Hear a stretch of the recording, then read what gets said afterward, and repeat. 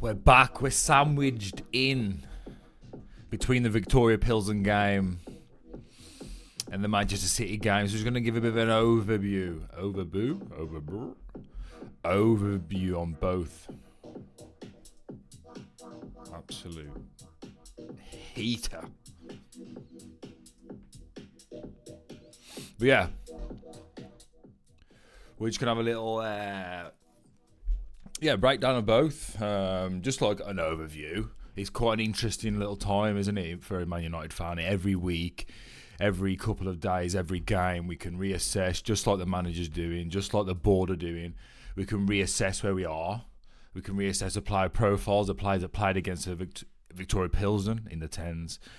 We finally saw Ahmad in that 10 position, which is what we've been wanting, what we've been asking for the longest time. And overall, it worked. Overall, it's correct, right? Overall, he should remain in this position, and then the wing-back positions can get sorted out, excluding Ahmad, right? Because we're not in the privileged position to be able to be allowing players like Amad Diallo to be playing at wing-back. So we're happy with that, and hopefully from now on, the rotation, more often than not, is Ahmad in the number 10 position. But yeah, we're just going to look through quickly the flaws with that specific rotation that we saw against Pilsen. In terms of the inverted wing backs on the right hand side, it's got to be inverted, and I think Dallo only on the left or the bench. Yeah, and we're going to look into who should play with Ahmad in that 10 space, because I think it's Ahmad and one other. That's where we've got to. Ahmad, I think it is our best player.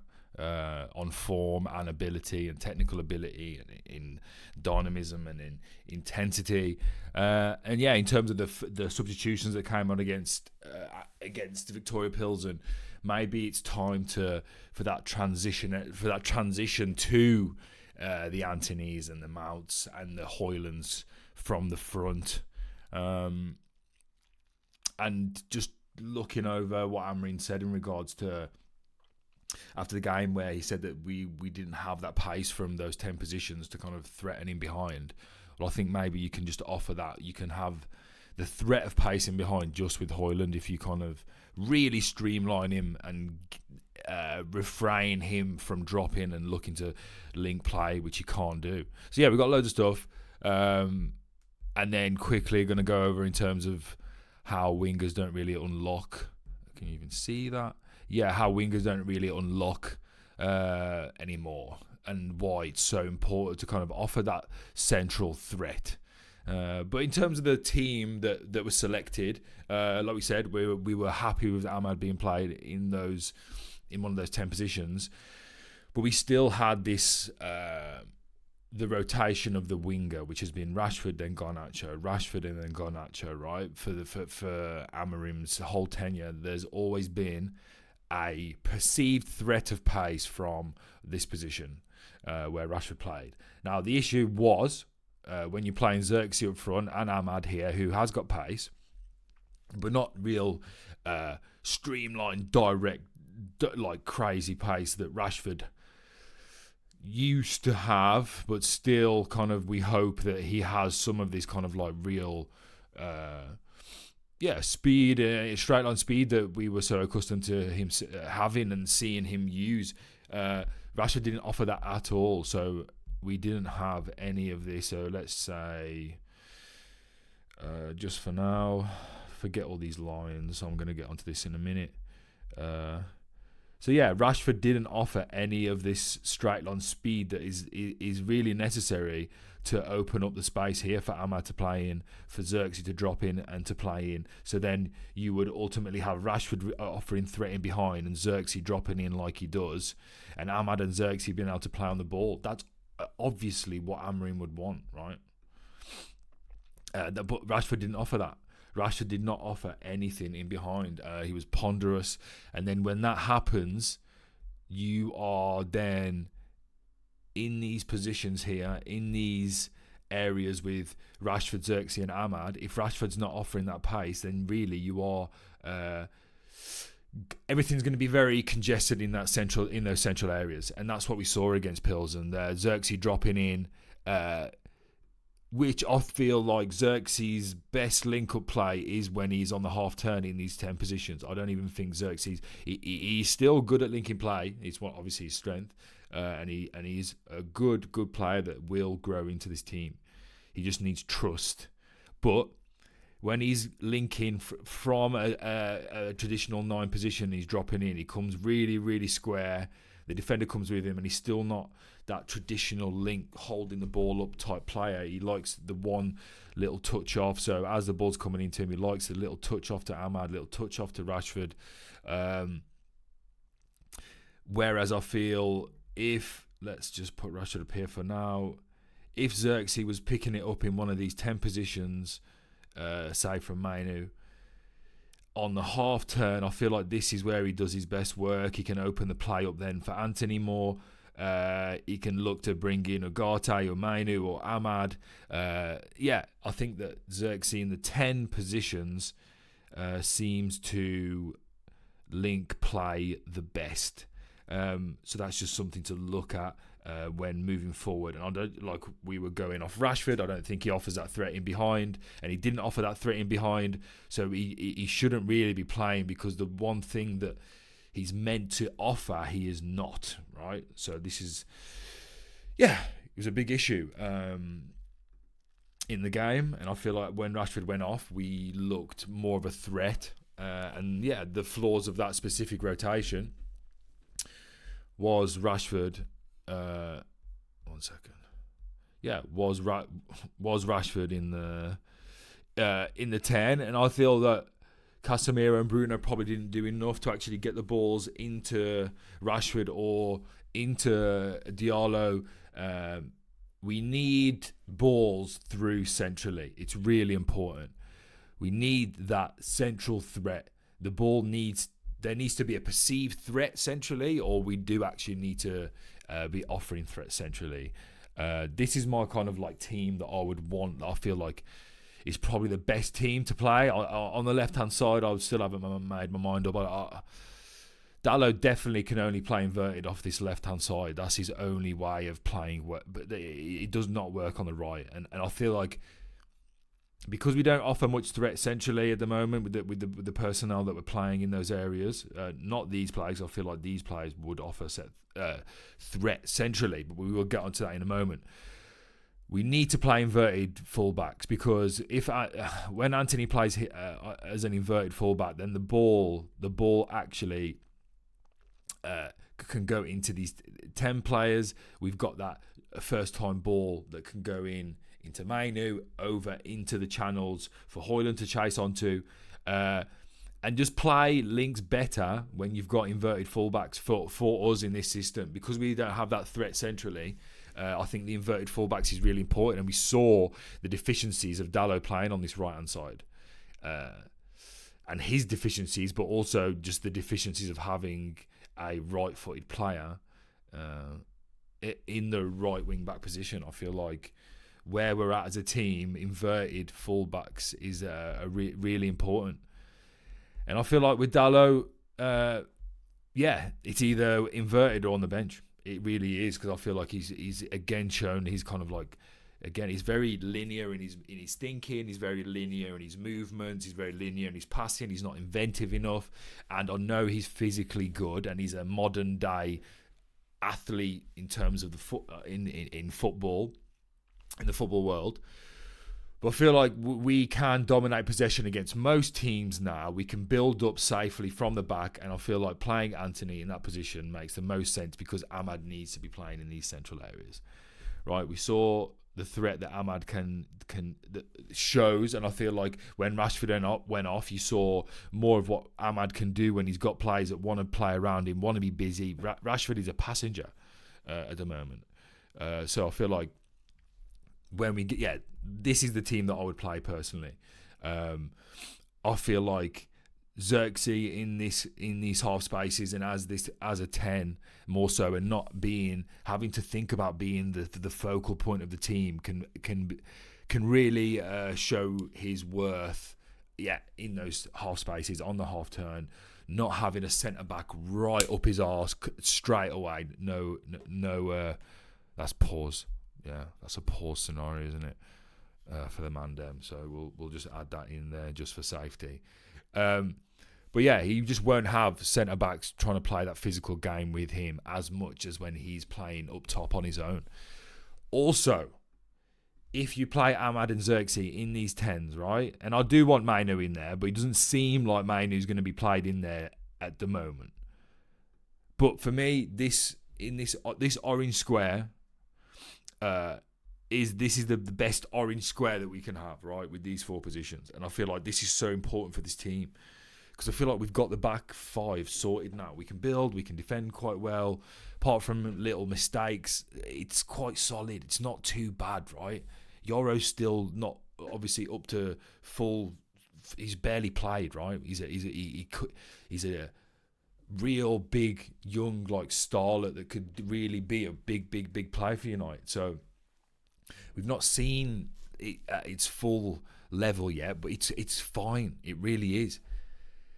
Ugarte is a really good player, like, for United for where we're at. He's a real good player for us, and I think Mainu, if you're going to play Xerxes in those 10 positions with Ahmad, Mainu can really complement Ahmad and Xerxes when needed, and Ugarte can offer the legs that Mainu sometimes a little bit struggles with.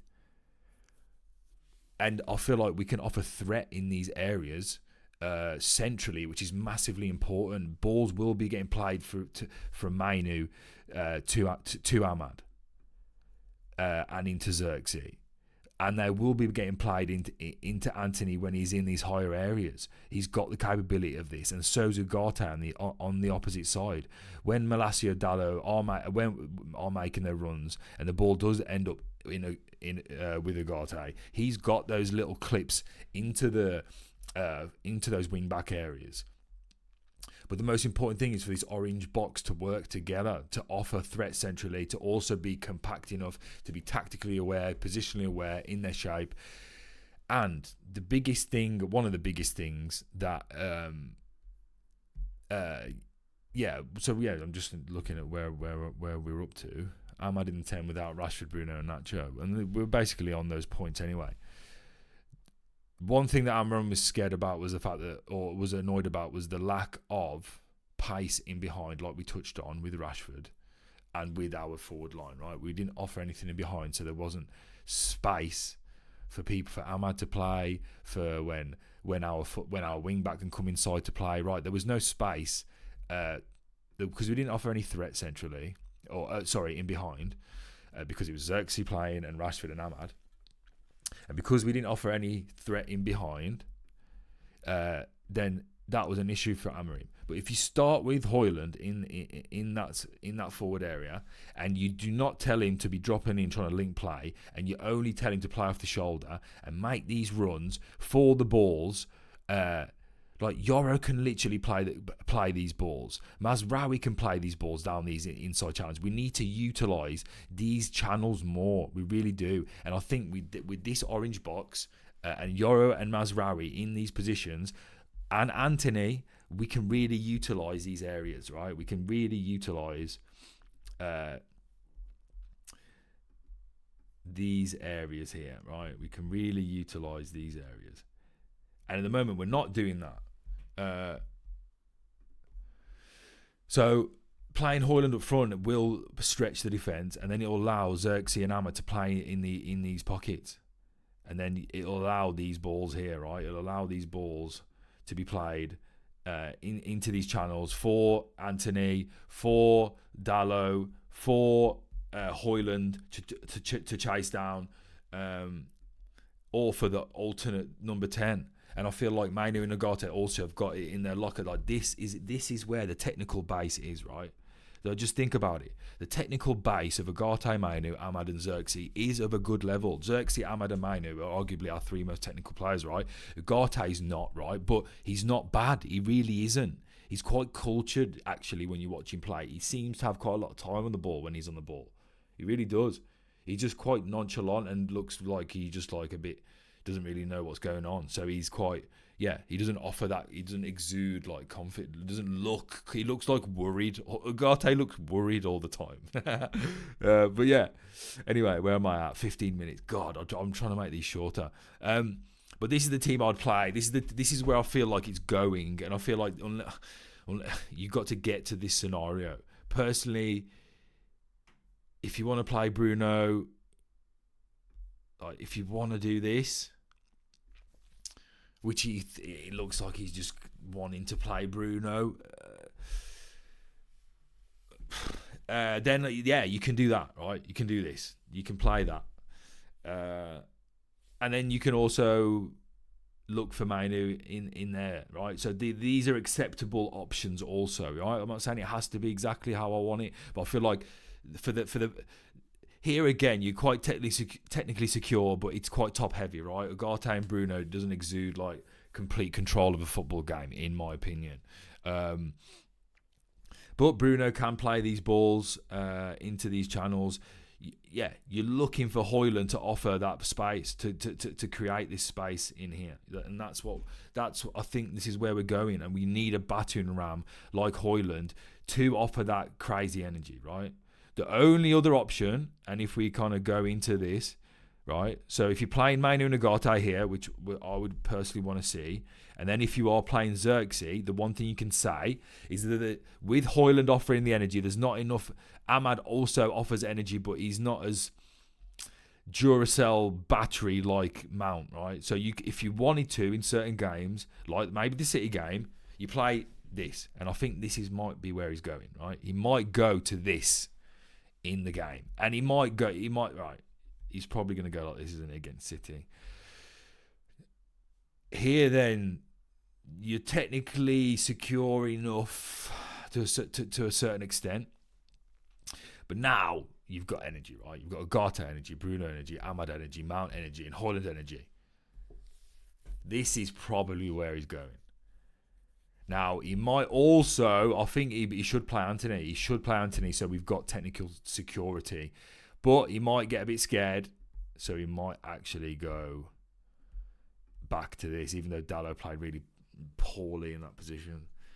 So it's tricky. It is tricky. He should invert these and play like this. He should play Malassi inverted. I don't know why he's not played Malassi inverted yet. So this is probably the personnel that you're going to see against City, in my opinion. You're going to play Bruno, Ugarte, Mount, Ahmad, and Højlund. I think that's probably what you're going to see. So there are options, but this orange box is massively important, right? So yeah, that's about it. What I've got at the moment. Really, Ugarte, Ahmad, and Mainu are the only non-defensive solid options we've got in this squad. So everyone else can go. But yeah, I've just got here. We should still lose to City, unless we've got that orange box secured. We've got Ahmad and Mainu maybe in there. It's going to be the same old story. It really is. If you're going to be playing like Garnacho, and you're going to do this, it's going to break down in these central areas again, and the ball's just going to get popped around the back. There's not going to be enough quality from Bruno and Garnacho, in my opinion, and Højlund then. And once you're in this scenario, there's not enough technical security, in my opinion, and not enough threat centrally, and it's easy enough to defend against. So yeah, that's the worry for me in regards to the City team. Threat centrally is everything, and just to kind of I just wrote this down. I've just got little ideas bopping around. It's not anything crazy. Football's a simple bloody thing, right? So anyone trying to be like, I'm some genius, you got to be very wary of that, because it's a simple game that people are trying to complicate. Yeah, I'll just put it's just a thought. Fullbacks went from being the slowest players in the team to the fastest, right? So it closes off the idea of wingers taking on their man all game. That idea of wingers need to be getting at their fullbacks is hard to do. So the wide channel door essentially closed in modern day football. So this is why those inside channel spaces are so important and playing in between the lines, because fullbacks are probably the most athletic players in the team. So that's why central threat is what kills teams in modern day games. Why Guardiola, when Gundogan and KDB were playing really well in those 8 positions, they would get the ball out to the wingers, which is Grealish and Bernardo Silva. They would keep the ball in those areas. They would be the possession base. That's where the possession would be kept, and then Gundogan and KDB would offer threats centrally, and that's where they'd kill teams with that central threat. So the ball has to enter those central areas, and that's where the game is won and lost, in my opinion. And hence why United have done so poorly in recent times. Yeah, we are where we should be. Man United is like an addict who's relapsed for the past 10 years over and over again, going back to their poor counter-attacking ways. Finally, United are doing things properly, and that starts with an evaluation of a bang average squad who neglected technical ability for this mythical Man United style that favours physicality and speed and these flying wingers. So now we've got this modern day game where fullbacks are the flying players in the teams, and we're like, yeah, but let's just still get the ball out wide and try and take on our man. It's like, no one really does that. The top wingers take on their man twice a game. It's not enough to base your whole game around, unfortunately. And we're finally not basing our game around trying to do all of our business down the sides. Hence why it's really important that we start really offering quality centrally. Central threat is how we improve as this team. So we need to start playing the correct player profiles in those central areas. I feel like we'll still lose against Man City. It makes complete sense that we would lose against Manchester City. I think he's going to play Garnacho. He'll play Bruno. He'll play Højlund, which I'm not so against him playing Højlund up front, because I think that he'll offer that. He needs to just keep running in behind to offer that threat in behind. So we've got space in those central areas, so I've got no problem with Højlund playing, but Højlund playing with Bruno, with Garnacho, then I think we've got the same problems, right? We're still going to have the same conversations. What hopefully Amorim's trying to do is, you want to start putting out teams soon. I know you're doing this rotation, but soon, maybe it's after the Christmas break or the Christmas period, right? I get that. But there's going to have to be a period where you're going to start having to, you want different questions at the end of each game, right? You want to have different things to fix, right? At the moment, it looks like we've got the same things that need fixing over and over again, right? We're getting to those periods, which is fine. Again, this is where we're at. We're trying to go through the recovery process without relapsing and, oh, no, let's go back to playing counter-attacking football and we've got quick wingers, let's just go back to that. No. We're going through this process, and this is how it works. Onwards and upwards.